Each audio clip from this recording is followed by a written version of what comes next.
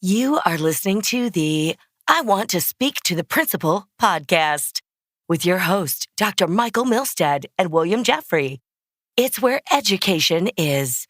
So sit back, relax, and enjoy another episode of I Want to Speak to the Principal.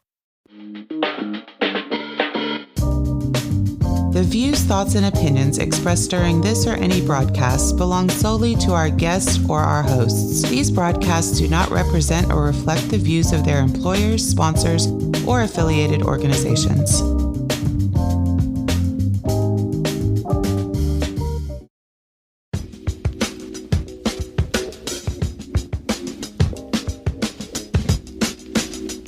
The primary purpose of schools is for teachers and students to engage in formal instruction and learning. Before this process can successfully occur, however, there must be both a written and implied agreement between the two entities. Examples of these agreements may include the teacher will prepare daily lessons that will meet the diverse needs of her students, model high expectations that he or she has for each student, and be ethical and fair to all members in their classroom. Students may agree to daily attend class on time, arrive to each class prepared to learn, and be on their best behavior. But the most important agreement for students is to know and abide by the Student Code of Conduct. All schools in America have a Student Code of Conduct. This is the holy grail of each school. A section of this document fully outlines in detail what is acceptable and unacceptable as it relates to a student's conduct, appearance, and interaction in school. Student dress code is one of the most frequently visited rules for parents, teachers, students, and administrators. Although an overwhelming majority of students across the country comply with this policy, school administrators will admit that enforcing the dress code can create huge challenges daily. Students that defy the dress codes have stated that it diminishes, marginalizes, and flat out shows disrespect to their individualism. In today's episode of I Want to Speak to the Principal, we will address issues with policies relating to dress code. How is the dress code established in the school district? Does the policy take into account specific students' culture, background, and religious beliefs? Why is it important to have a student dress code? Should there be exemptions to the dress code? What is the role of the parent in ensuring that students dress properly for school? These and other questions will be answered today in this episode of I Want to Speak to the Principal. I want to welcome Mr. Gerry Monroe to our program. Gerry Monroe is an educational advocate. He has been working to advocate for students in the Houston area for a while now. And Mr. Monroe, welcome to I Want to Speak to the Principal. Hey, thank you, man. I appreciate it. Great. You've been working with this family, the Arnold family, through this process for a while. Please shed some light on how you began to advocate for the Arnold family. And if you can just shed a little bit of insight on how the family is holding up. I started a story on the Isaiah Factor one night, and I sent Isaiah a text and told him to get me in touch with the family, and he did that. And then I met the family. We talked about it. You know, how could I help them with this situation? And we agreed that I would help them with the situation. As far as how they're doing now, of course, Deandre has been moved to another school because he was a senior and he couldn't lose his seat time. You know, seat time is when you doesn't matter what grade you have in the classroom, but if you don't have enough hours in the classroom, then you can actually flunk the class. Right. You can get an I or an incomplete. Right. So, of course, he had to be moved for that purpose. But at the end of the day, there's still other kids out there that are being discriminated against with this same policy. Gotcha. There are several school districts in the state of Texas that are similar to the policies of that of Barbers Hill.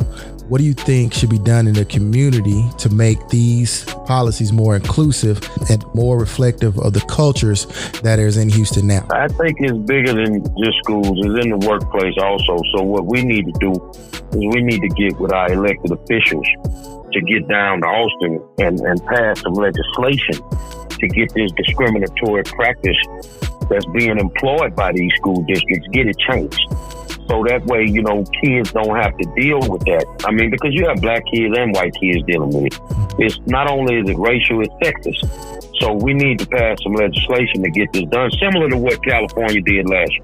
Gotcha. That was what we alluded to, is that California passed the Crown Act. Thank you for just bringing that out. What could have been done differently in the situation concerning Deandre's interactions with his school district?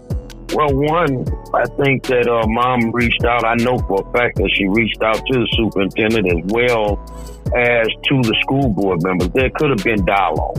Mm-hmm. I think when you can sit down and look at a problem, you can find a solution to the problem. Mm-hmm. But they didn't want to sit down. I mean, they run the good old boy system out there, and it was like, okay, well, we're not going to talk to you. We're not going to do anything. So that's what forced our hands. Because if they didn't want a dialogue and, okay, well, he can't come to school, you know, we'll suspend him the whole 9 yards. But we kind of knew how to play the game. So, you know, I think if there would have been some conversations about this, we could have came to an impasse. Gotcha. How is Deandre holding up? I'm having to change schools in a situation like this. Deandre's doing fine, matter of fact. I mean, at the end of the day, it's still a fight. Mm-hmm. But Deandre is actually doing fine. He's moved to his other school. They accepted him. Doesn't have to worry about his hair. He'll get to go across the stage with his locks not being cut. So I think in his mind, he's accomplished his goal, regardless if it was in Barber Hill or the new school that he's going to. He's accomplished his goal, which was not to cut his locks, because he didn't have to cut them. It didn't interfere with the educational process anyway. Hey, man, I want to thank you again for taking the time to speak to the principal. Let us know, where can we find out more about you? Where are you at on social media? I'm on Facebook. I don't do Instagram and Twitter. I'm strictly on Facebook, so it's easy to find me. You know, just look for Gerry Wayne Monroe and you can find me. Gotcha. If you need help, just reach out to me. I'll come running. Yes, sir. All right. Hey, Monroe, thank you so much. And you have a great day. And thank you for coming on our show. No problem.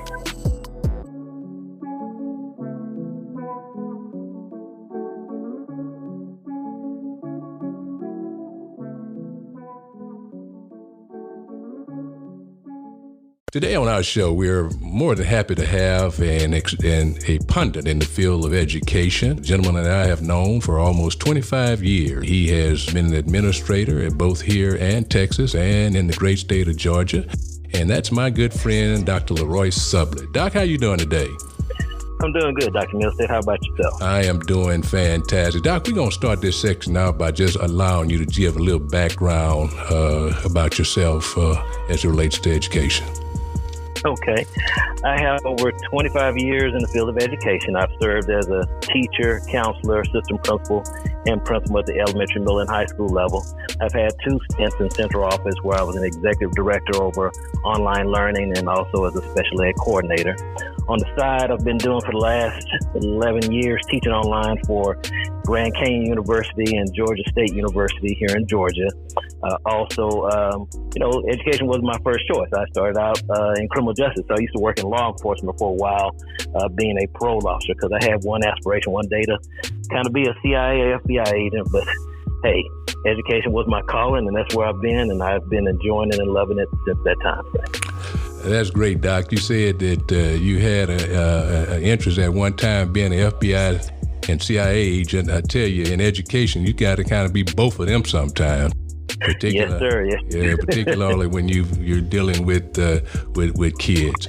Doc, thanks a lot for giving us that information. Dr. Sublett, I know you're familiar with the news items that have been coming out of Barbers Hill, Texas, where the student has been denied the opportunity for graduate based on the length of his hair. And so our topic today is dress code. So we want to have you just share some of your thoughts about dress code. I'm just going to ask you just a few questions. And if you could just give me your thoughts on that, we certainly would appreciate it. So Doc, I'm going to start off by asking you, what's your philosophy on school students' dress code? My philosophy on school's dress code really depends on the culture and makeup of the school that you're working with in the community, because each school that I've had the pleasure of working at as a teacher or an administrator, each school has its own unique culture. So even though there may be a district code of student conduct as it relates to what the district is saying students should be wearing or dressing in terms of attire, there's also a cultural makeup because each community has different nationalities and people live within that community. So within that, there are certain cultural things because our country is diverse that you have to also recognize in terms of that. So my philosophy of that entails is trying to be respectful of everyone's culture and different things in terms of that.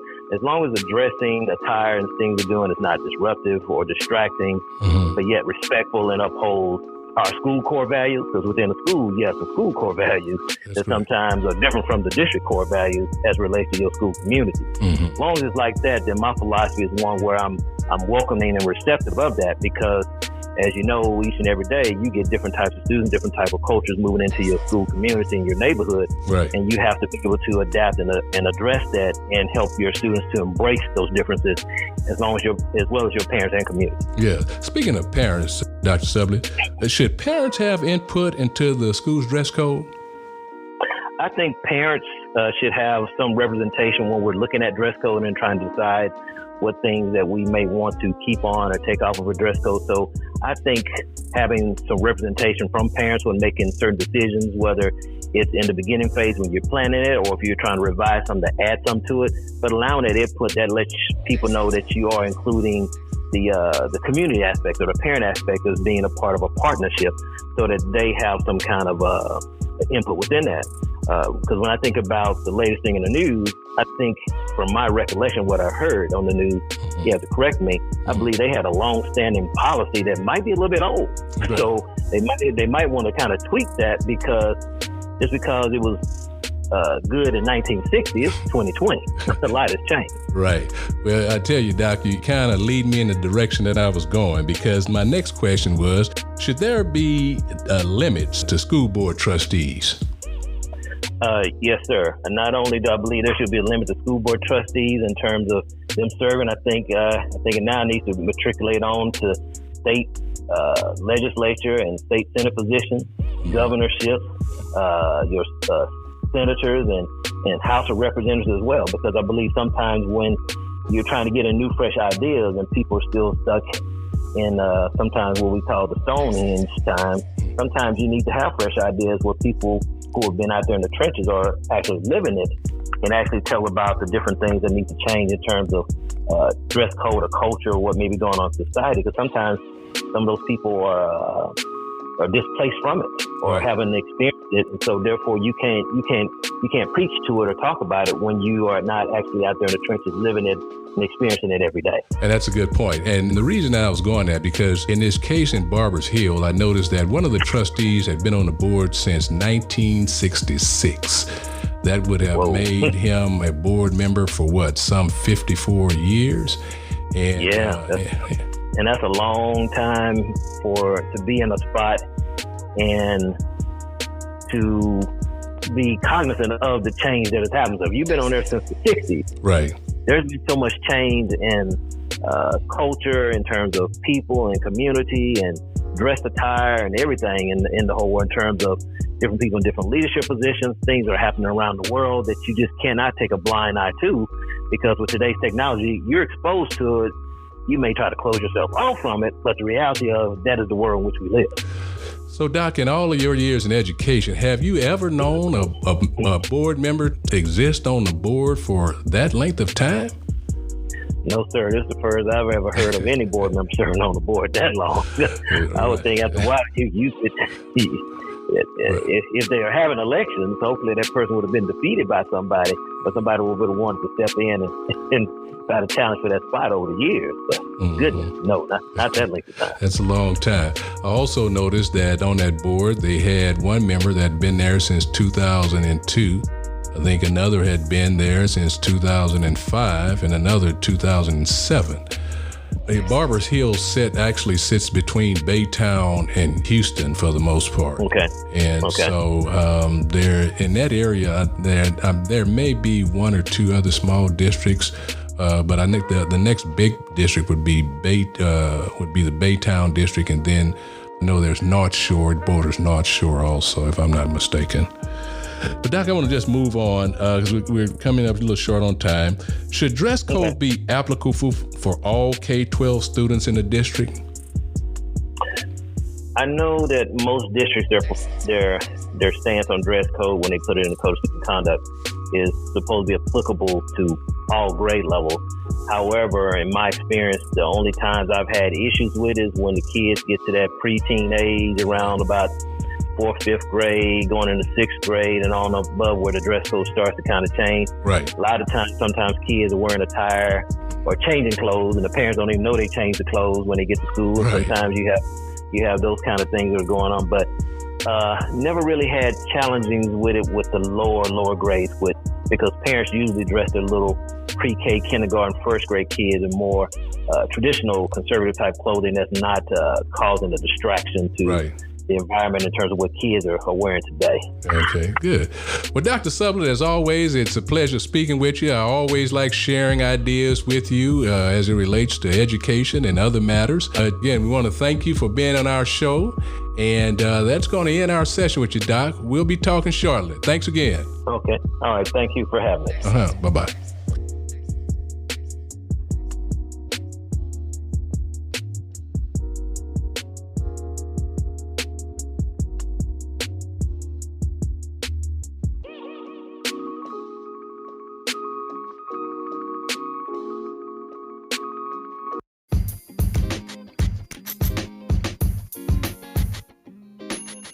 Tweet, chat with us on Twitter. Be sure to share the podcast on your favorite social media channels. Want to see some more of us? Head over and meet us on Instagram.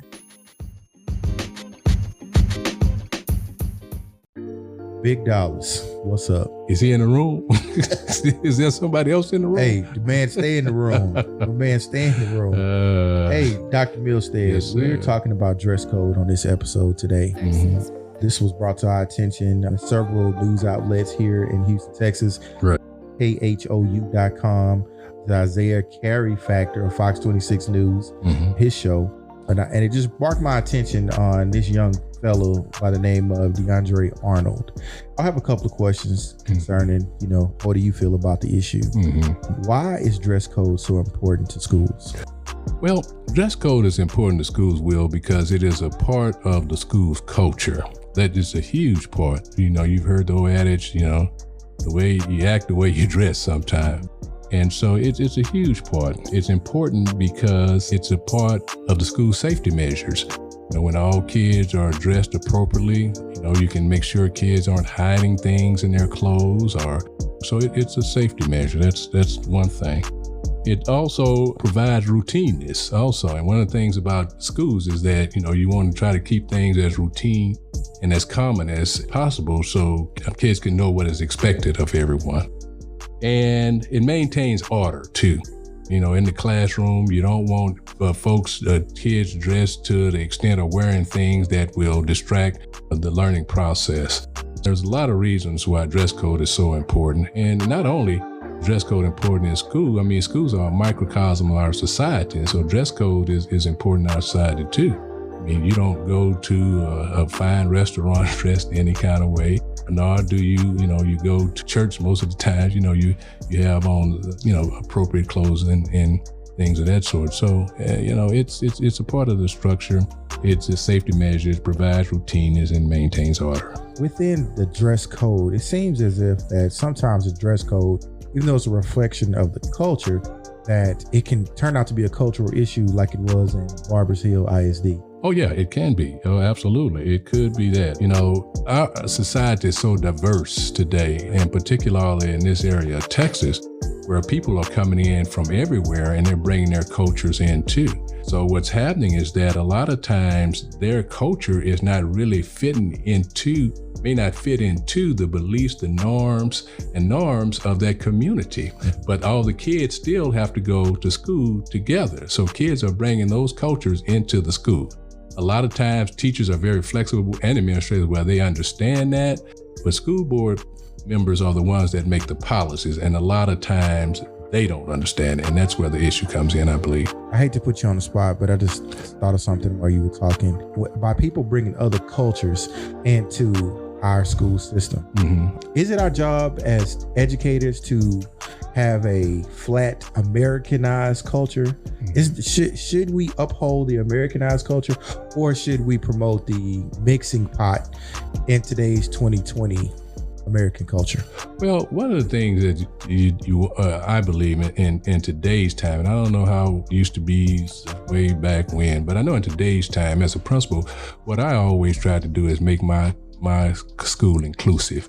I wanted every student to feel a value, and I wanted every student to feel like they were welcome, and not only just the students, but the parents too. And one of the things that we had to do is to learn to adopt and appreciate all cultures that come into the building. The school is, like you said, it is a big melting pot, and it also is a big learning pot too. We all learn from each other. And as we just said earlier in the monologue, I mean, the purpose of schools is for teaching and learning. So if you're learning from another culture, then that can't do nothing but enhance your academic growth.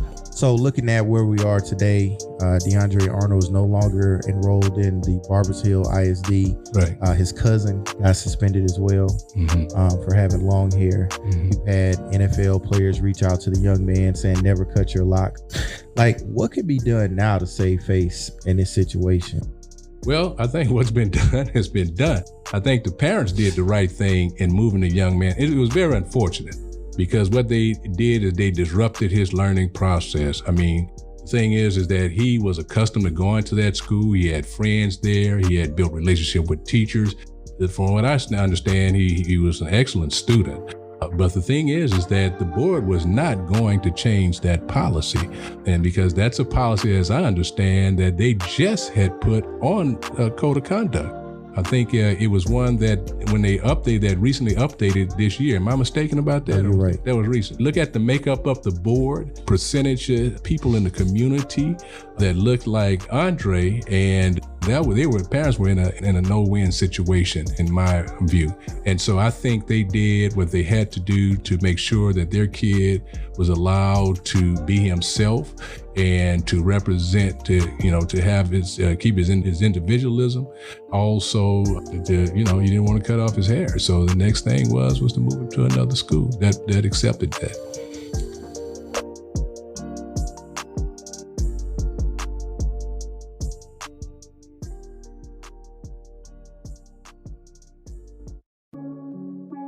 I was just going to say, this is a perfect example of the importance of why parents should attend board meetings. And so they can know what's going on with the board. They can at least know who the members are on the board.